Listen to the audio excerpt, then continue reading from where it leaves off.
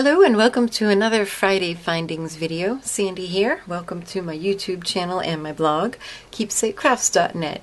Today I'm going to talk to you about another bead shape that's popular but folks find confusing, and that is the briolette. So here in front of me I have several different examples of briolette shapes, and the definition of a briolette is a pear-shaped or teardrop shape with facets. That's all there is to it. So for example, I have here some lovely teardrop shaped tiger eye beads. They're a nice gemstone bead drilled across the top, but they are not briolettes because they're not faceted. They're just teardrops. And the same with these green glass teardrops, really cute, nice to use in projects, not briolettes, just teardrop beads. Sometimes, by the way, beads that are drilled across the tip, like all of these briolettes are called drops. So don't let that confuse you when you see it. It just means that it's top drilled.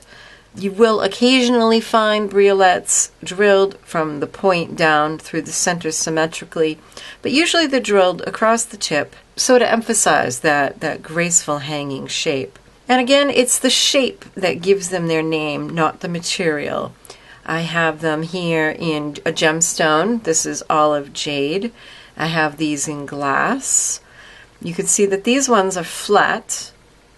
If you look at them from the end, they're flat, but these ones are round. That doesn't matter. They can be either and still be a briolette, as long as they have that pear or teardrop shape and the facets.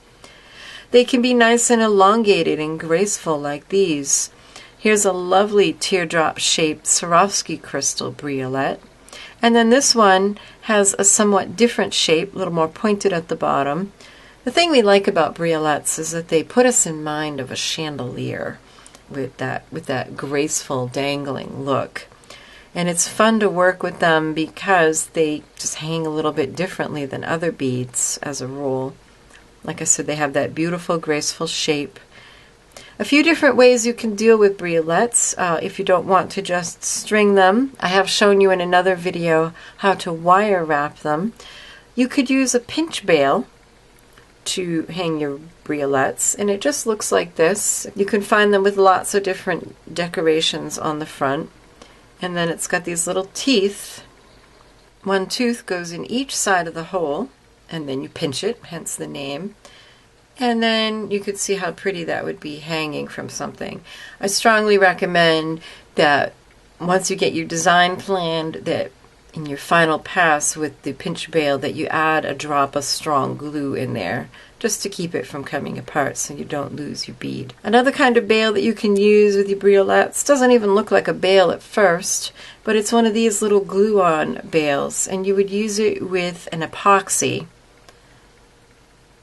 And then you could glue one end over one hole, fold it over, glue the other end over the other hole, and have a really nice bail.